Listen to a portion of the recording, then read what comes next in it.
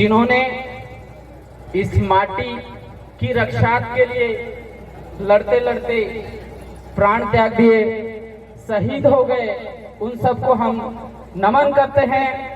और उन साथियों को भी नमन करना चाहूंगा इस मंच से, जो हमारे पूर्वजों का जो सपना था उस सपने को लेकर संघर्षरत रहे हैं। आप सभी क्रांतिकारी साथियों को जय जोहार, जय Bhil Pradesh. Here I will make you count. मैं यहाँ पर आपको कुछ भील प्रदेश क्यों बनना चाहिए वजह बताना चाहूंगा। 2 वजह, उसमें से पहली वजह है भारत देश 15 अगस्त 1947 को आजाद हुआ। जिस समय हमारा देश आजाद हुआ था उस समय आदिवासी समुदाय के पास 61% जमीन थी, अर्थात the indigenous was the owner of the 61% land of India। लेकिन तब से लगाकर अब तक कई सरकारें आई, कई सरकारों ने शासन किया, लेकिन अगर वर्तमान की स्थिति देखी जाए तो आदिवासी के पास इस 61% जगह की जगह सिर्फ और सिर्फ 3% लैंड बची है, जमीन बची है।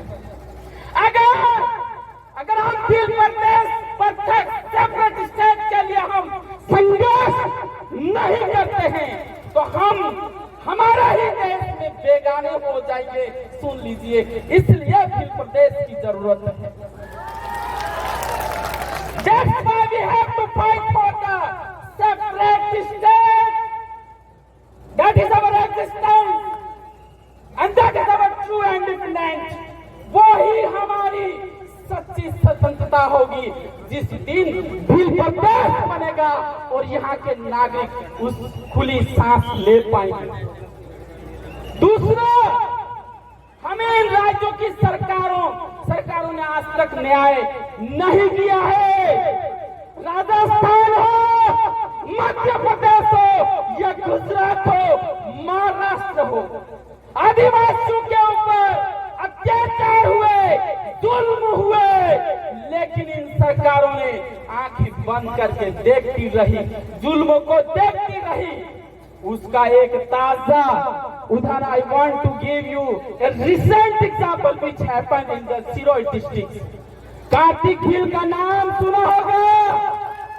कार्तिक भील को मार दिया गया है कुछ लोगों के द्वारा, लेकिन आज तक कार्तिक भील का परिवार कलेक्टर के बाहर धरने देके बैठा हुआ है, लेकिन हत्यारे आज भी खुले घूम रहे हैं।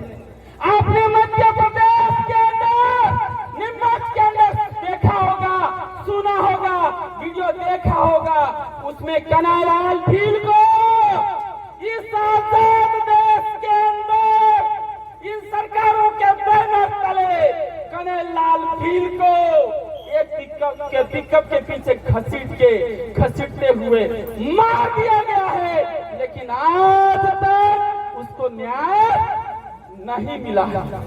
और पिछले साल देखा होगा आपने, जाडोल फ्लैश या उधर हमारी 75 साल की वृद्ध माँ जब वो बाजार से आ रही थी और किसी सामान्य व्यक्ति ने ये कहा कि मेरे अंदर शिव प्रवेश कर गए थे, इसलिए मैंने इसका मर्डर कर दिया।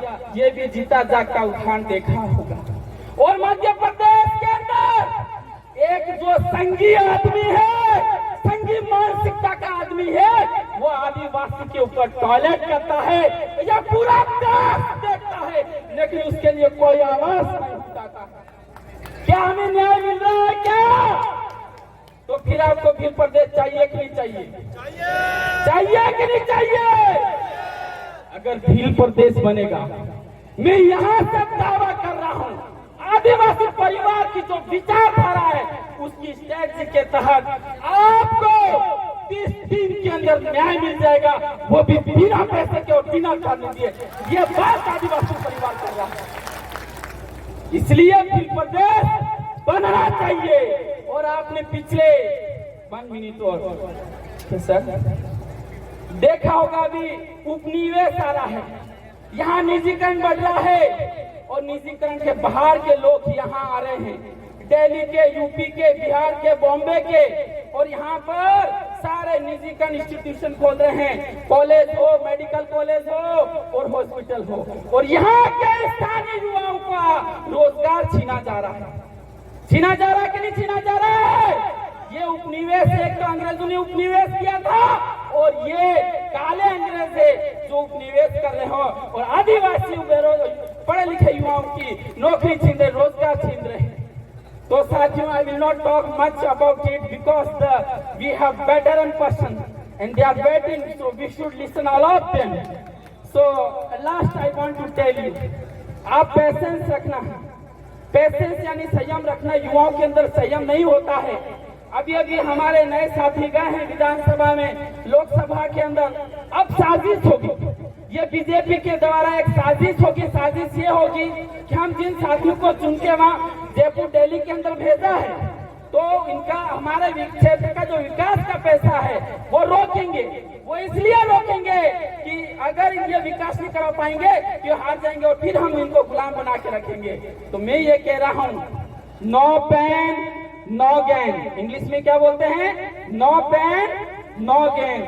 मतलब बिना संघर्ष के हम कुछ भी प्राप्त नहीं कर सकते हैं, बिना दर्द के हम कुछ प्राप्त नहीं कर सकते हैं। एक महिला जब माँ बनती है, एक नया जीव पैदा करती है, उसको कितना दर्द होता है उससे पूछ लेना। एक नया जीव पैदा करने के लिए, उसी तरह से एक नया राष्ट्र बनने के लिए युवा समझ जाना आपको कितना दर्द झेलना पड़ेगा। जय जोहार। बहुत बहुत धन्यवाद। आवाज दो।